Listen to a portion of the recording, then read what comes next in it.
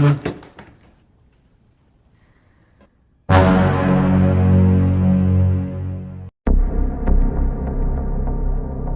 Rebahaners, dimanapun kalian berada, bagaimana kabarnya? Aplikasi WhatsApp sudah di-update di Play Store atau belum?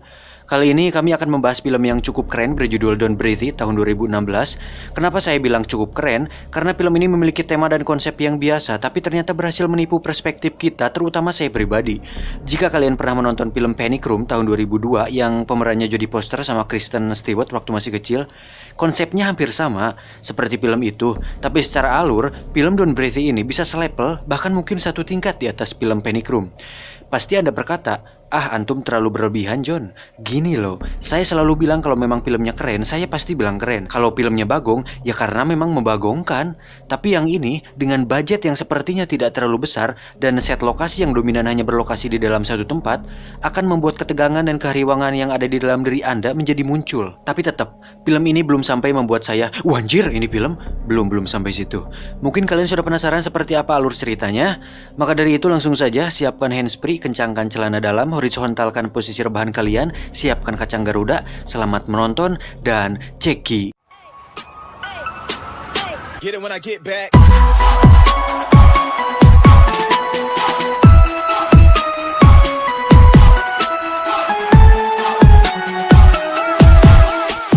Cerot.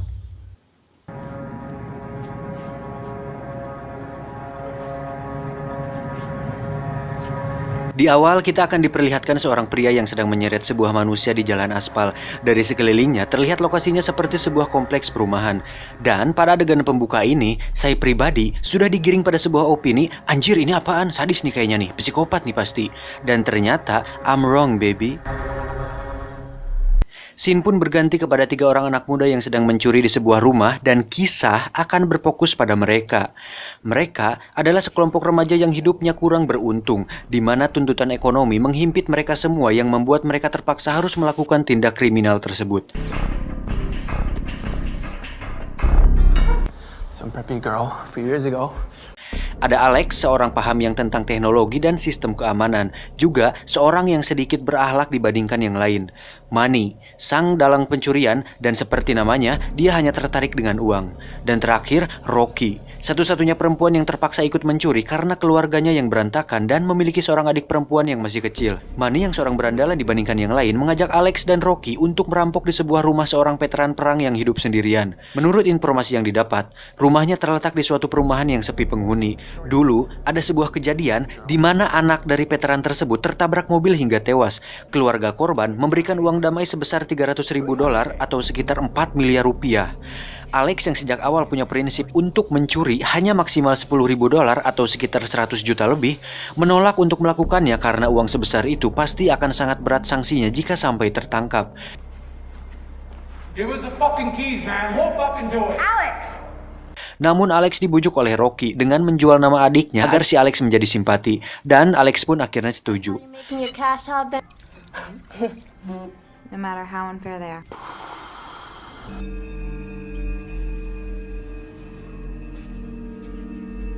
Mereka pun mulai mengintai lokasi dan target sasaran mereka. Dan benar saja, rumah veteran tersebut berada di perumahan sepi atau semacam kota mati yang sepi penduduk. Dan tentu itu akan sangat mudah. Dan tiba-tiba... ya, ada seekor guguk yang mengguguki mobil mereka. Dan ternyata itu adalah guguknya si abah veteran perang tersebut. Kabar baiknya, ternyata si abah adalah seorang tunanetra dan tentu saja perampokan ini akan jauh lebih mudah. Insane, bro. We do this tonight. Singkat cerita, malam pun tiba dan saatnya mereka beraksi. Pertama, untuk menjadi seorang pencuri rumah yang handal dan berdikari, Anda harus melumpuhkan tingkat keamanan 1, yaitu si anjing. Alex pun melemparkan sebuah daging yang sudah dicampurkan dengan kucubung atau zat kimia semacam obat tidur sehingga si anjing pingsan. Mereka berencana masuk dari pintu belakang, tapi karena pintu tralisnya sulit untuk dibobol, akhirnya Rocky memutuskan untuk naik lewat lantai atas sendirian. Saat dia membuka jendela, ternyata itu mengaktifkan alarm otomatis yang terpasang di rumah itu. Rocky harus dengan cepat mencari dan menonaktifkan alarm tersebut dengan device yang sudah dia bawa.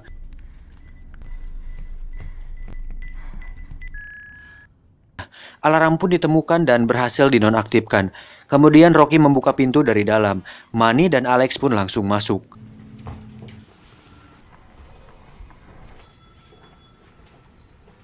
Manny langsung masuk ke kamar si Abah yang ternyata sedang tertidur pulas. Namun, si Abah tiba-tiba bangun. Manny langsung mengeluarkan asap pembuat pingsan pemberian Doraemon yang sudah dia bawa. Si Abah pun tidur lagi, dan Manny langsung keluar. Semua sudah beres dan mereka hanya tinggal mencari di mana uang itu disimpan. Mereka pun melihat sebuah pintu yang terkunci dengan gembok. Itu berarti uangnya ada di dalam ruangan tersebut.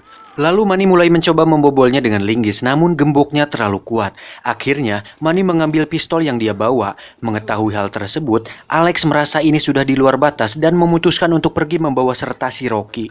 Namun ternyata si Rocky menolak. Tanpa pikir panjang, Manny langsung menembakkan pistolnya. Alex pun langsung pergi dari sana sendirian. Saat pintu sudah terbuka, tiba-tiba si Abah sudah berada di depan pintu kamarnya. Seketika, Manny dan Rocky terkejut. Si Abah bertanya, "Saha eta?" Who's there? Manny pun menjawab, "Maaf bah, aku habis minum ciu dan aku mabuk. Aku tidak sengaja masuk rumah ini." Melihat hal tersebut, Rocky hanya terdiam. Jadi, anggapan si Abah hanya ada satu orang di sana. Saat si Abah mulai berjalan mendekat, tidak sengaja kakinya menginjak potongan kunci gembok tersebut. Saat dirasa-rasain, akhirnya si Abah menyadari bahwa itu kunci gembok ruangannya dan berarti rumahnya sedang dicuri. Mengetahui hal tersebut, Manny langsung menodongkan pistol ke si Abah. Tapi, karena si Abah buta dan menganggap pistol tersebut hanya pistol mainan yang dijual 10 ribuan di depan sekolah SD, membuatnya pelan-pelan bergerak mendekati si Manny.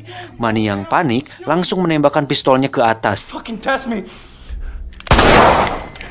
Suara tembakan tersebut terdengar oleh Alex, sehingga dia memutuskan untuk kembali ke dalam.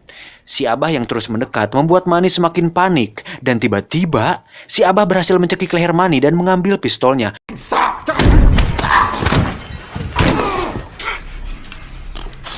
Seketika situasi menjadi terbalik.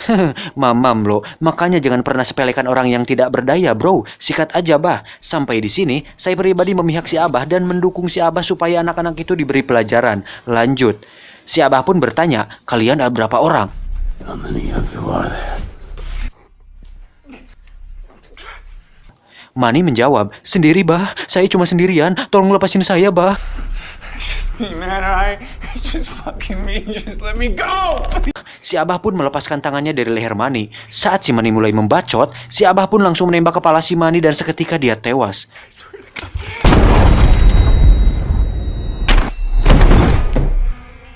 Rocky yang ketakutan setengah mati, pelan-pelan berjalan mundur ke dalam ruang pakaian dan bersembunyi di sana. Si Abah yang emosi kemudian memukul-mukul dinding hingga temboknya muruluk. Saat si Alex kembali, tidak sengaja dia berpapasan dengan si Abah dan hampir menabraknya. Si Abah yang tidak sengaja menemukan pecahan kaca di lantai, kemudian memutuskan untuk menutupinya dengan papan. Si Alex pun menerima WA dari Rocky bahwa dirinya sembunyi di ruang pakaian. Di saat bersamaan, si Abah masuk ke dalam ruang pakaian tersebut yang ternyata di sanalah berangkasnya tersimpan. Si Abah pun membuka berangkasnya untuk memastikan uangnya masih aman. Rocky yang berada di sana akhirnya mengetahui kode berangkas tersebut. Saat si Abah sudah keluar, si Alex pun datang. Bukannya cepat pergi dari sana, justru kemudian mereka memutuskan untuk mengambil semua uangnya. Setelah itu, mereka akan keluar melalui pintu bawah tanah karena semua pintu yang ada sudah dikunci dari dalam oleh si Abah. Mereka pun akhirnya sampai di ruang bawah tanah. Di saat bersamaan, si Abah tidak sengaja menemukan 2 buah pasang sepatu di lantai atas, yang berarti si Abah sudah mengetahui bahwa masih ada orang lain yang berada di sana. Si Abah langsung memeriksa berangkas dan menemukan uangnya sudah lenyap tak bersisa.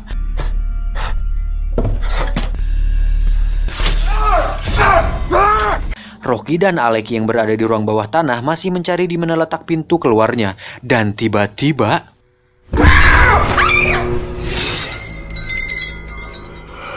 terkejutnya mereka saat melihat seorang wanita yang terikat berada di sana.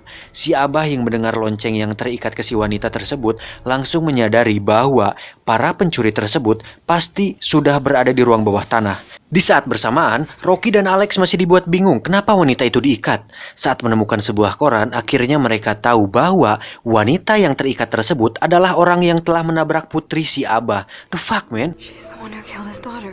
Saat mereka sedang dilema antara pergi dan menyelamatkan si wanita, tiba-tiba terdengar suara langkah kaki si Abah.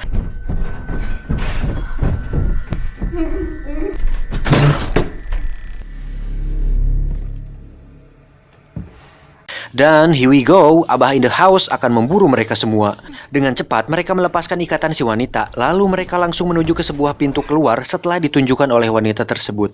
Saat pintu dibuka, sudah ada si Abah di sana, lalu dia menembaki mereka semua. Rocky berhasil selamat, Alex terkena tembakan di telinga, si wanita tewas tertembak di wajahnya. Rocky dan Alex langsung bersembunyi. Si Abah kemudian menghampiri si wanita dan menggendongnya. Si Abah terlihat sedih dan memanggil, "Bayiku, tidak." Oke, sampai sini mungkin antum bertanya, kenapa dia memanggil bayiku? Nanti akan terjawab. Si Abah pun mengunci kembali pintunya. Saat itu juga Rocky dan Alex langsung lari. Rocky dan Alex pun akhirnya bisa keluar dari ruang bawah tanah. Kemudian Alex mengganjal pintunya dengan linggis. Tiba-tiba terlihat sudah ada si anjing yang sedang ngajanteng di ujung lorong.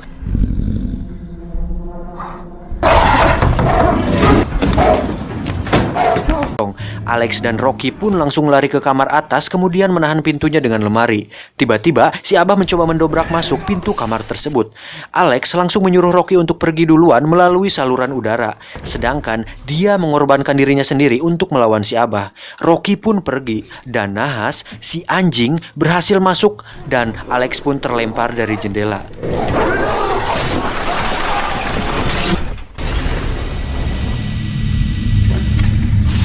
Alex yang ternyata masih hidup langsung dihampiri si Abah. Kemudian terjadilah pergelutan antara Abah dan Alex yang berakhir dengan tewasnya si Alex. Rocky yang sebentar lagi sudah bisa keluar dari rumah, tiba-tiba ditarik masuk ke dalam oleh si Abah. Alex pun dicekik sampai pingsan. Saat tersadar, dia sudah dalam keadaan terikat. Di situ si Abah pun curhat bahwa di dalam perut si wanita yang menabrak putrinya itu sudah ada bayinya si Abah. Tapi dia tidak melakukan pengenceritan kepada si wanita itu, melainkan dengan cara memasukkan spermanya secara manual. Hal itu dia lakukan sebagai pengganti putrinya yang sudah tewas. Namun sekarang semuanya sudah terlanjur karena si wanita itu sudah mati. Dan itu berarti si Rocky harus menggantikan posisi si wanita tersebut. Si Abah pun mengambil sperma dirinya yang sudah dia bekukan dalam tabung. Lalu dia mencairkannya untuk kemudian dimasukkan ke dalam surabinya si Rocky. Di sisi lain, ternyata Alex masih hidup dan hanya tertusuk di bagian samping perutnya. Alex kemudian bangun dan mengambil sebuah palu. Saat si Abah akan memasukkan asetnya ke dalam surabi si Rocky, tiba-tiba dari belakang dia dihantam palu oleh Alex hingga dirinya pingsan. Dan inilah si Abah sekarang, terborgol di tempat tersebut. Si Abah mengatakan, "Kalian sudah dapatkan apa yang kalian mau. Sekarang pergi dari rumahku." Get out of my house! Kemudian mereka pun memutuskan untuk pergi dari sana bersama uang yang mereka bawa. Saat akan keluar pintu, tiba-tiba si Abah ternyata sudah lepas dari ikatannya dan langsung menembak Alex. Dan kali ini Alex benar-benar akan tewas. Saat itu juga, Rocky langsung lari keluar dari rumah tersebut. Saat akan menaiki mobilnya, tiba-tiba si Abah muncul dari belakang dan memukul kepala Rocky hingga tak sadarkan diri. Dan inilah dia adegan yang ada di awal. Singkat cerita, Rocky pun sudah kembali berada di rumah si Abah. Saat si Abah lengah, Rocky mengambil alat punya Alex dan mengaktifkan alarm sekaligus memanggil 911 secara otomatis. Suara alarm tersebut ternyata membuat si Abah katorekan. Dan kesempatan itu tidak disia-siakan oleh Rocky. Dia langsung memukul kepala si Abah dengan linggis hingga si Abah tersungkur.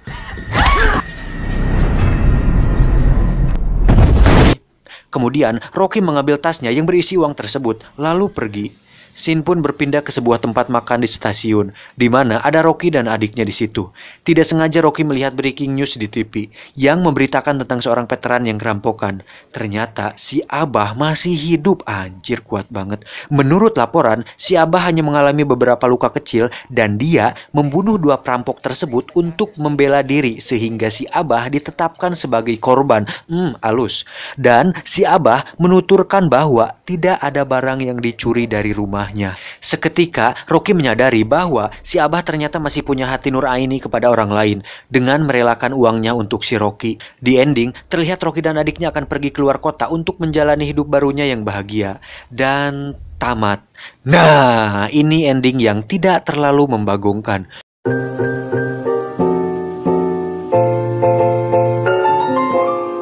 Film ini benar-benar membuat perspektif yang berbeda tentang bagaimana kita menilai sebuah karakter yang awalnya kita anggap seorang yang baik, ternyata menyimpan sesuatu yang jahat. Yang awalnya kita anggap jahat, ternyata memang bagong. Seperti saat saya pribadi menonton film ini pertama kali. Awalnya saya memihak pada si Abah dan geram kepada Alex, Rocky, dan Manny. Tapi setelah saya tahu si Abah mengurung seorang wanita, seketika pandangan saya berubah. Tapi saya kembali dibuat simpati saat mengetahui bahwa dia melakukan itu semua untuk mengganti rasa kehilangan putrinya. Ya, bisa dimaklumi, tapi memang cara tersebut tidak bisa dibenarkan juga sih. Dan buat Alex dan Rocky, jika mereka tidak serakah, sebenarnya setelah kematian si Manny, jika mereka tidak mengambil uangnya dan langsung pergi dari sana, mungkin si Alex yang dari awal menolak ikut pencurian masih bisa hidup sampai sekarang. Dan tim IQ 7 sudah melakukan riset mendalam pada setiap karakter dan menemukan sebuah teori yang menarik dan mengejutkan, di mana si Rocky, jika kita sadari bahwa dia adalah seorang psikopat. Dalam beberapa adegan mungkin kita melihat si Rocky seperti ketakutan dan menangis. Tapi di sisi lain, jika dijabarkan lebih luas, bisa dijelaskan bahwa si Rocky adalah sosok yang egois. Dan egois adalah salah satu sifat psikopat. Dimulai dari saat si Rocky membujuk Alex dengan menjual nama adiknya yang akhirnya membuat Alex simpati. Itu satu. Dua, saat dia bisa pergi tapi justru malah mengambil uang di brankas, akhirnya Alex tewas dan hanya mementingkan uang tersebut. Itu. 3. Setelah kita tahu bahwa Rocky mendapat uang $300.000 itu, apakah Anda yakin uang itu akan dipakai untuk kebaikan? Apakah Anda yakin uang itu tidak akan dipakai untuk mabok? Sepertinya itu teori yang menarik, tapi entahlah, hanya mbak-mbak kasir Alfamart yang tahu. Pesan moral yang bisa kita ambil dari film ini adalah jangan remehkan orang yang tidak berdaya dan setiap tindakan ada konsekuensinya. Maka dari itu, jangan lupa minum Kombantrin agar selalu sehat dan tidak cacingan. Saya John undur diri, sampai jumpa di video selanjutnya. Salam perwadulan Indonesia.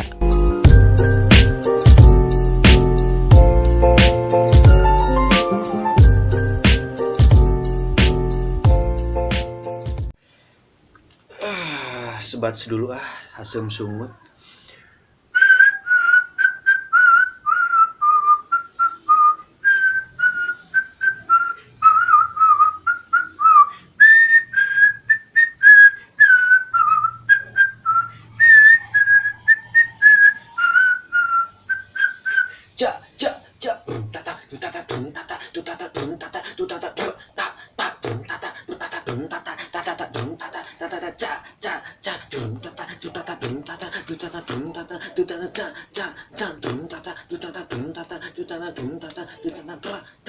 Lamun aya kadaangan anu diteuneun dina mejana nuku aing di dahar telolet, awas jangan sampai kau macam-macam minum